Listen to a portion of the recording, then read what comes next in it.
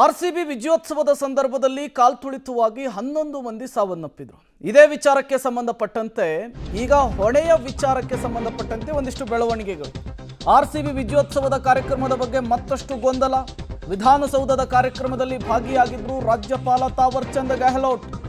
ರಾಜ್ಯಪಾಲ ಗೆಹ್ಲೋಟ್ ಅವರಿಗೆ ಆಹ್ವಾನವನ್ನು ಕೊಟ್ಟಿದ್ಯಾರು ಹಾಗಾದ್ರೆ ಅನ್ನೋದು ಪ್ರಶ್ನೆ.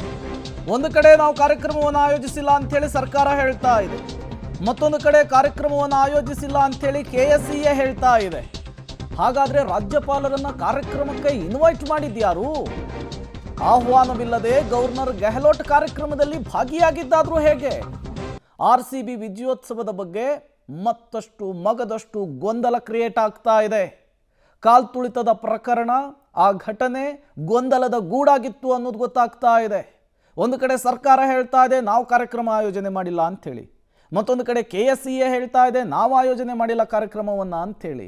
ಹಾಗಾದರೆ ರಾಜ್ಯಪಾಲರಾದಂತಹ ತಾವರ್ ಚಂದ್ ಗೆಹ್ಲೋಟ್ಗೆ ಇನ್ವಿಟೇಷನ್ ಕೊಟ್ಟವ್ರು ಯಾರು? ಅವರನ್ನು ಬರಮಾಡಿಕೊಂಡವ್ರು ಯಾರು?